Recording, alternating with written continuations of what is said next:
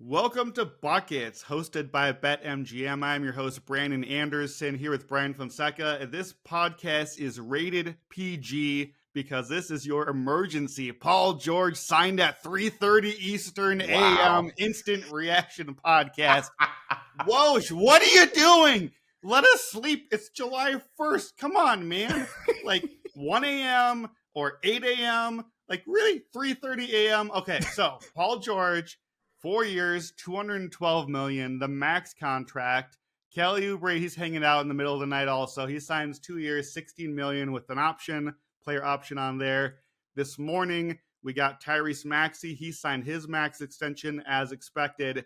5 years, $204 million. Doing a little math here, we're at about $450 million that the Philadelphia 76ers just gave out overnight, and we're here. The Sixers are in this thing. So, Bryan, we are here to just do a quick little instant reaction. Matt Moore will be back, I believe, tonight, and often later this week, reacting to full big picture. We are just doing Paul George today. So, I woke up at like 6 to try to just go take a quick little pee and go back to sleep. Check my phone. We got some Paul George news. I know your experience, but what's your instant reaction when you see PG here? Why did Woj do this at 3:30 a.m. was my real instant reaction. This is something we kind of expected. Like, it's been looking this way for a while, and it makes Philadelphia compelling yet again. And they've been compelling pretty much each of the last 6-7 years or so. And they still kind of whimper away in the playoffs in an embarrassing way. And I don't know. I can't really convince you that this is going to be very different, but I'll say in terms of just looking at it now for what it is and not holding past failures against them, the team looks pretty good. They still need to fill out some depth, but I like bringing Kelly Oubre back. I like the fact that they can still turn Paul Reed's contract into something. That's not a small detail. He's about $7 or $8 million on the books. I think he's on the books again for next year. That's something you could flip. Eric Gordon is somebody that they brought in as well, and that's a good veteran free agent signing who's going to be a shooter. And we'll see what McCain brings after being their first round pick, but pressure is going to be off of him because it's predominantly going to be on Joel Embiid once again, Paul George, who I think is going to be the third option many nights offensively, which, Tyrese Maxey, like, that's sort of the underrated piece of this.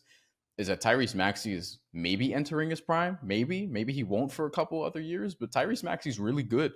And he's had good playoff games, good playoff series. He was effective a couple years ago against the Heat in the second round. He was effective last year against the Knicks in that series. So, like, I'm not really worried about Tyrese Maxey per se.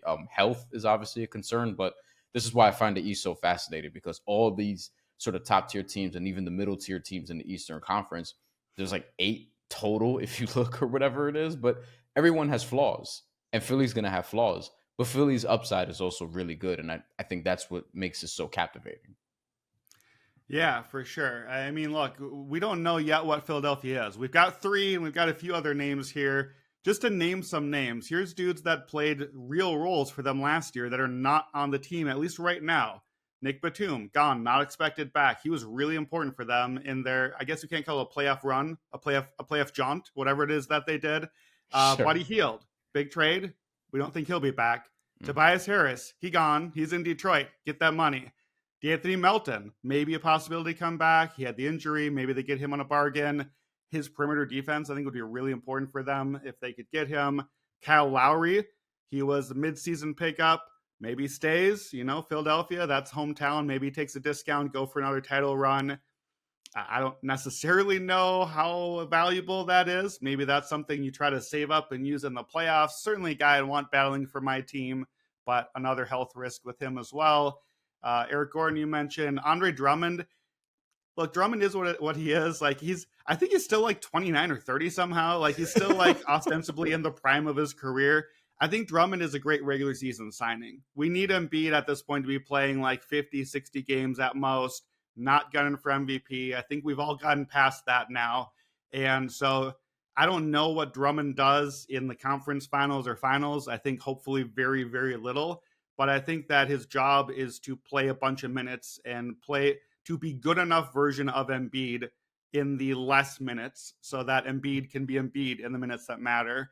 And I think, look, this this is why you do the Daryl Morey plan, right? This is why you didn't sign Maxey to that extension last summer when you knew that you should have, because you don't get to do this move and have the cap space without his lower cap hold, which they got because they got him at a bargain price in the draft, and then they waited, and they did that. And you got to have his buy-in to get him to wait and get this deal. Now, you don't do this move if you don't play hardball with James Harden and only get expiring contracts back to set you up for this big splash. Now, this was it. This was the out. Like, this was the inside straight draw, I thought. But, sometimes you hit the inside straight draw. So I want to do a little bit part by part here. Just the big three. So we now just had a title that just happened not with the big three. Maybe we're back to team play now, not big three sort of play. But focusing just on the big three, Bryan, for you, number one, how do those three pieces fit together without really knowing what pieces go with them? And number two, where does that big three stack up for you in the picture across the NBA? It's a big three that's pretty versatile. Like, both sides of the ball. You have guys that are going to generally compete. I mean, Joel Embiid's going to have his moments because he can't possibly physically do everything at any point. But like, they have shot creation. They have a good balance of shooting, I think, between Tyrese Maxey, Paul George, and Joel Embiid. The shot creation, as I mentioned, is there. And ultimately, like, they'll be able to feed off each other in complementary ways. Like, I don't think it's going to be a ton of your turn, my turn offense. Like, we may inevitably get that in spurts, but I actually think this can flow pretty well, given that Tyrese Maxey has already had to deal with situations where he's playing off of other ball dominant guys, James Harden being one in particular. And Paul George is not going to be that ball dominant. I think he's more so like going to fit in, trying to fit in, and is willing to fit in here. And I genuinely do think, and people make fun of Joel Embiid, everyone has jokes. I genuinely do think he's going to try and do what it takes to win. I do think he cares about winning at this point. He hasn't done it yet, but you don't until you do. We'll see if they even get to the conference finals this year because he has yet to do that. But I do think that they understand what level of sacrifice. Like, I don't get the sense that this is a big three that's going to be selfish, where everyone's going to want to go out and get theirs. I actually going to think that they're going to fit very well. Yeah, I'm with you. I think it's a really, really nicely fitting big three. And I think that, let's give credit where it's due, that's because Paul George fits any big three construction, right? Yes. Like, the entire point of Paul George, to me, is not, I am that top 5 superstar, let me go be playoff P and take over the game. Like, that's not the point. You get him because he is all the things that you want on a winning NBA team. He is defense. He is an unselfish player. He can create his own shot. He can create some for others. He's spacing. He's all the things. Like, this is a big three, which is not Boston, but Paul George is, in fact, the thing that Boston won with, which is the 2 do-everything wings that they have built their team around. Like, he is, in my opinion, I have called Jason Tatum like like Paul George, basically. Like, I think that that's a very similar comp to Paul George when he was at his peak, which he's not anymore. Like, well, let's be fair. PG is older. This contract's not going to age well. Everybody knows that. Like, we're just going to acknowledge that. You are in it. Like, Joel Embiid's not going to age well either. So we're going for this thing. You figure it out later. That's the NBA right now. The idea of Embiid doing his thing, and look, I think too, I'm going to call it a big four. Nick Nurse really unlocked what Joel Embiid did and turned him into a way more dynamic player and scorer, got him a little bit away from the basket and the post up and a little bit more facilitating. That matters for the spacing. Now you've got Embiid doing this thing, and you get who, I don't even know who the primary is. I think you're right. I think PG is the third option a lot of time, but sometimes he won't be when he's hot hitting the shot. Either way, you get one of, like, the floor tilts to Embiid plus one of Maxey or PG, and now you got the other one getting the ball like in that 3-on-2 tilt the other way, like that we've seen with like Draymond and the Warriors or in other spots. But that's not Draymond anymore. Now it's Tyrese Maxey into space. Now it's PG into space or pulling up, hitting that jumper. Like, there's a lot to like. This is not if I may, this is not the Phoenix Suns. This is not just like, well, these 3 guys are pretty good. How about we just have a bunch of talented players and see what happens? Like, this is a 3 that actually works and fits a lot together. I think the defense fits well together here. I think it fits on both ends. So we don't know yet, but there's a lot to like here. We mentioned as far as like who else might come. I mentioned Kyle Lowry, D'Anthony Melton, names that could be back. I think avenues here to get names. It's a little murky right now, but I believe that there's maybe like 8-ish million in cap space if they go that route. Maybe that's like a Chris Dunn, or like we're talking very low signings here. The other possibility you mentioned, they could keep Paul Reed and then trade him. That gets them a little bit more salary room. I'm going to guess that Daryl Morey being Daryl Morey, that's probably the route he tries first, is to then maybe get one bigger player. Maybe that one breaks into a couple down the line. Jared McCain, as you mentioned, he's a shooter. That's really his one main skill. I thought he was one of the best shooters in the draft. That is also like a $4 million salary that in like a month that they could trade. So I don't know. Is Jared McCain going to play on a title team this year, or is he $4 million that you might need to use in a salary? We have to make that decision. Are there other names that have come to mind to you reasonably that seem like they might fit with this team to keep an eye on?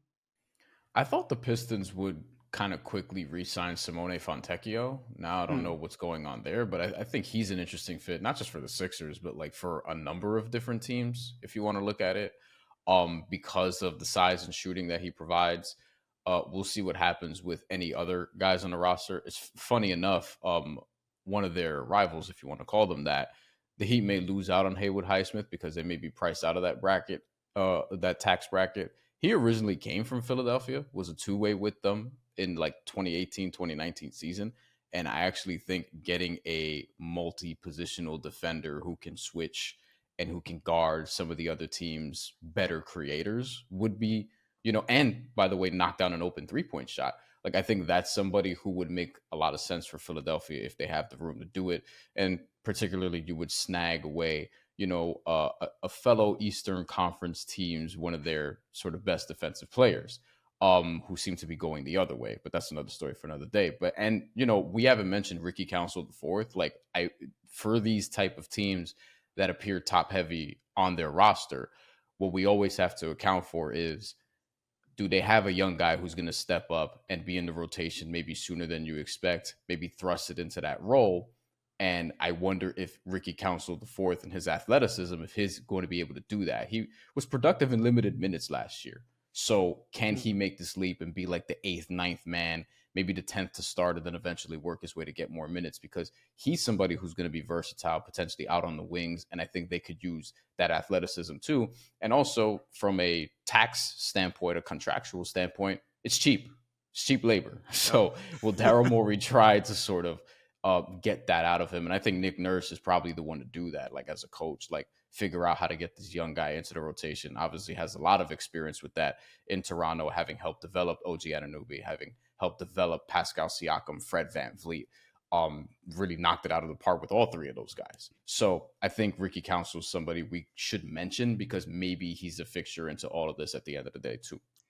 Yeah, and a guy that if you don't know him yet from Arkansas, watch the SportsCenter highlights. You'll see him dunking on teams this year. Like, this is a dude that could probably win a dunk contest someday. He's a nuclear athlete.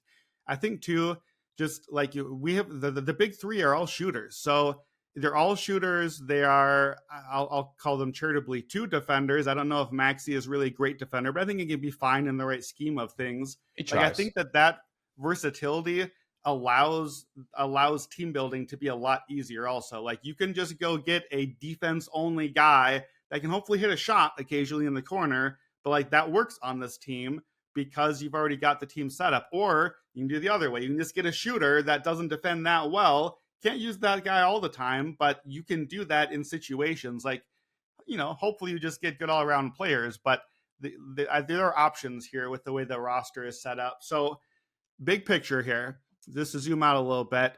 So Matt Moore and I were on doing our kind of season wrap up, and both of us mentioned kind of eyeing Philadelphia as a possible title odds look.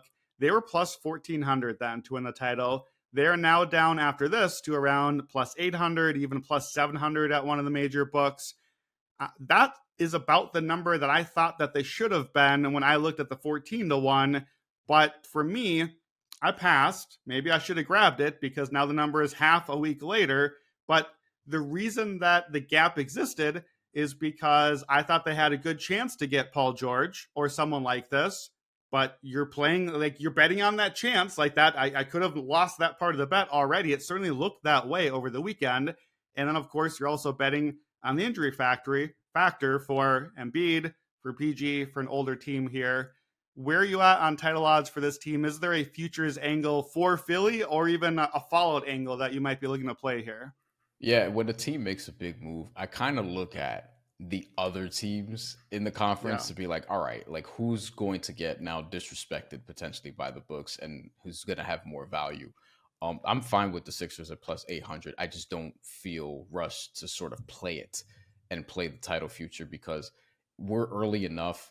And at this point in the year, I'm usually just looking at long shots because the top 8 or so teams are just going to shuffle around. And if you look at some of the books, like one in particular has a big gap between like the 8th team and the 9th team or whatever it is, but it drops from like plus 1200 to like plus 3000.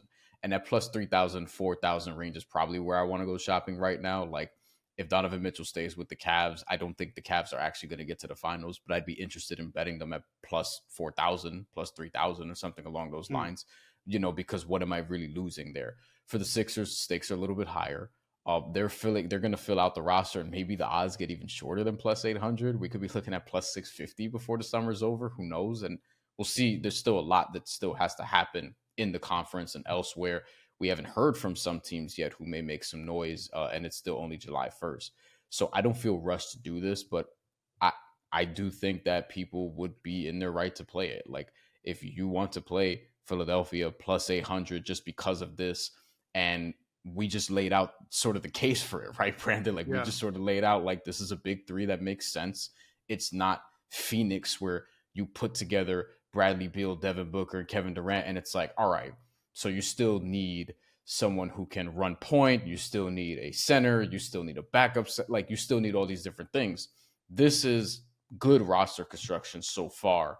But I just don't feel the need to really jump at that price right now because it's only July 1st. Yeah, I'm with you. I think we're on the same page here. The off season, like you are 11 and a half months away from getting a cash A title ticket at this point. So this is the time to grab a ticket you can't get again later. Now look, that was Philadelphia a week ago. You're not getting a plus 1400 ticket again. That maybe was the time. Perhaps I should have grabbed it, but you can't win every ticket. You can't grab every ticket at every time. And I think this is a spot where if you like Philadelphia, I don't think plus 800 is a bad price. If it was April and we had healthy guys and knew we were going to the playoffs, I think it's not a bad price, but we don't know that yet.